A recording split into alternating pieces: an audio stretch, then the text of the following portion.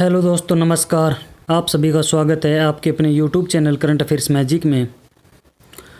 और अब रक्षाबंधन का त्यौहार भी जा चुका है और दिल्ली पुलिस की वैकेंसीज जो हैं वो भी आ चुकी हैं। अब आगे आगे अगस्त में तो पूरे में ऐसे ही त्यौहार आते जाते रहेंगे। आप अपनी तैयारी को जारी रखें, उसके बीच में उसके अंदर डिस्टर्बेंस पैदा ना करें। और दिल्ली पुलिस के अंदर भी जो करंट अफेयर्स का रोल है वो अहम रहेगा, इसलिए आप करंट अफेयर्स के ऊपर भी ज़रूर ध्यान दीजिएगा। और रक्षाबंधन के उपलक्ष्य में एक दिन की यहाँ पर छुट्टी हो गई थी, उसके लिए मैं माफ़ी चाहूँगा। आज हम दोनों दिन के करंट अफेयर्स को कवर करेंगे, 4 और 5 अगस्त के। तो हमारा पहला क्वेश्चन है कि विश्व संस्कृत दिवस 2020 कब मनाएगा। तो जो विश्व संस्कृत दिवस होता है ये सावन की पूर्णिमा के दिन मनाया जाता है। और सावन की जो अंतिम पूर्णिमा होती है उसी दिन रक्षाबंधन भी मनाया जाता है। तो जो अब की बार विश्व संस्कृत दिवस 2020 मनाया गया है वो मनाया गया है 3 अगस्त को। और भारत सरकार ने यह जो फैसला है ये 1969 में रक्षाबंधन के अवसर पर विश्व संस्कृत दिवस मनाने का लिया गया था, जो हिंदी कैलेंडर के अनुसार सावन मास की पूर्णिमा का दिन पड़ता है। और इसे कई भाषाओं में मनाया जाता है, जैसे हिंदी, गुजराती और बंगाली सहित संस्कृत में इसे मनाया जाता है। हमारा अगला क्वेश्चन है कि फार्मूला 1 ब्रिटिश ग्रांड प्रिक्स 2020 किसने जीता है। तो ये जीता है लुइस हैमिल्टन ने। और जो लुइस हैमिल्टन हैं ये मर्सिडीज के रेसर हैं। और इसका जो फार्मूला 1 ब्रिटिश ग्रांड प्रिक्स 2020 है, इसका जो आयोजन है वो silver stone circuit United kingdom में आयोजित की गई थी। और इसके अंदर जो मैक्स एफस्टेपन हैं जो रेडबुल चलाते हैं, ये दूसरे स्थान पर रहे। और जो चार्ल्स लेक्लेर हैं जो फरारी चलाते हैं, ये तीसरे नंबर पर रहे। और इस सीज़न के अंदर जो हैमिल्टन हैं इन्होंने अपनी तीसरी रेस जीती है। हमारा अगला क्वेश्चन है कि कोना कोना उम्मीद कैंपेन किस बैंक के द्वारा चलाया गया है। तो जो कोना कोना उम्मीद कैंपेन है ये कोटक महिंद्रा बैंक के द्वारा चलाया गया है। और यह कोरोना वायरस महामारी के दौरान अपने ग्राहकों में आशा और विश्वास कायम रखने के लिए इन्होंने ऑफर और भारी छूट वाले 2 महीने लंबे अभियान कोना कोना उम्मीद को इन्होंने शुरू करने की घोषणा की है। अब इस अभियान की बात करें तो इसके तहत अपने उत्पादक ऋण, बचत खाते, चालू खाते, कॉर्पोरेट सैलरी खातों के साथ साथ जो Kotak debit card, credit card पर डिजिटल भुगतान सहित कई अन्य ऑफर यहाँ पर डील किए गए हैं। और कोटक ने अपने ग्राहकों को shopping, essential personal care, education, fitness, health and wellness, kids and parenting, entertainment, cyber care and security जैसी श्रेणियों में ऑफर देने के लिए 100 से अधिक ब्रांडों को साथ यहाँ पर समझौता किया गया है। जो कोटक महिंद्रा बैंक है इसकी स्थापना 2003 में हुई थी। इसका हेडक्वार्टर मुंबई, महाराष्ट्र में स्थित है। और इसके जो प्रबंधक निदेशक और सीईओ हैं वो हैं उदय कोटक। और कोटक महिंद्रा बैंक की जो टैगलाइन है वो है लेट्स मेक मनी सिंपल। हमारा अगला क्वेश्चन है कि परमाणु ऊर्जा संयंत्र शुरू करने वाला पहला अरब देश कौन सा बन गया है। तो जो पहला अरब देश बना है यह बना है संयुक्त अरब अमीरात।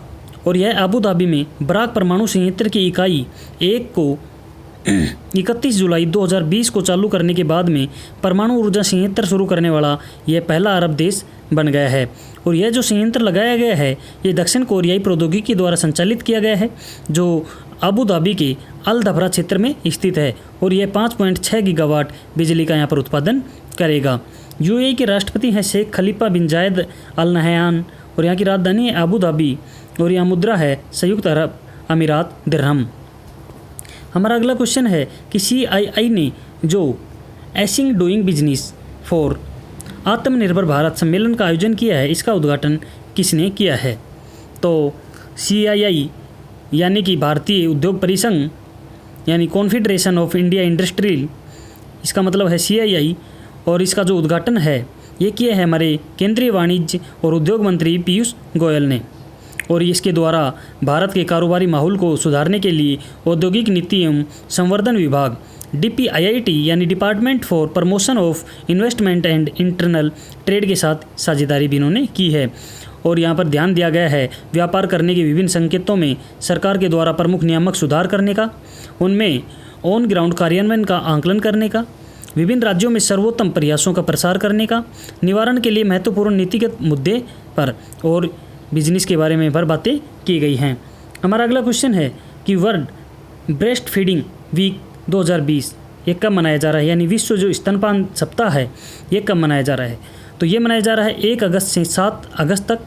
ये पूरा जो सप्ताह है ये माताओं और शिशुओं के लिए स्तनपान के महत्व के बारे में जागरूकता बढ़ाने के लिए मनाया जा रहा है।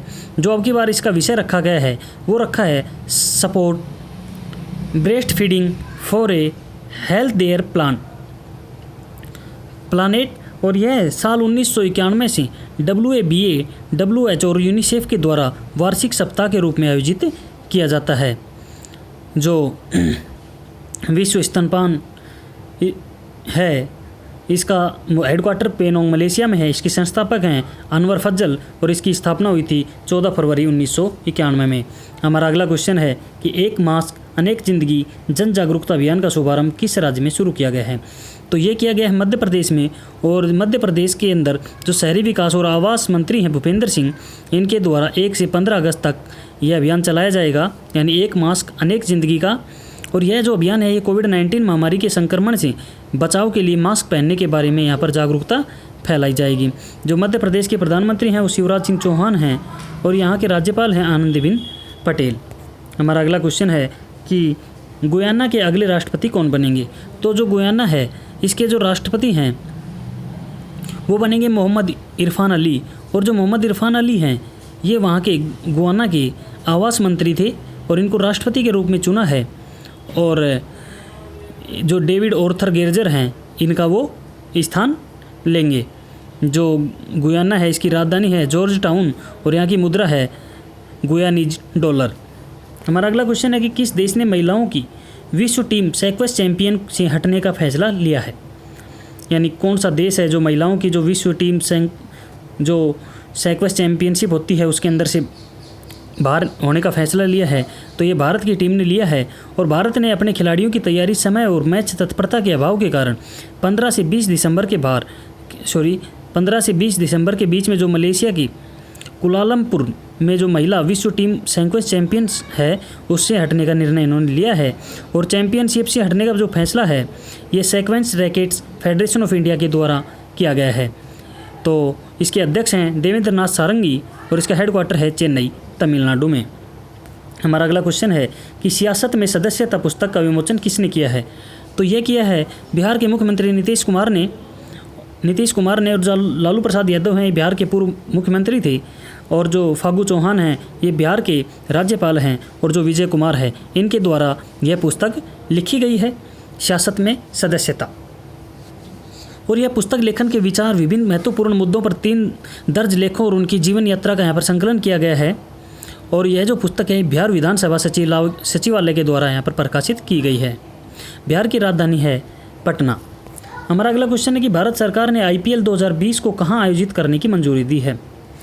तो कोविड-19 के चलते जो IPL जो इंडियन प्रीमियर लीग होता है इसको भारत सरकार ने कोविड-19 के प्रकोप के कारण जो IPL है इसके जो 13वां संस्करण है इसको 19 सितंबर से 10 नवंबर 2020 तक पुनः निर्धारित करके संयुक्त अरब अमीरात में आयोजित करने की अनुमति दी है।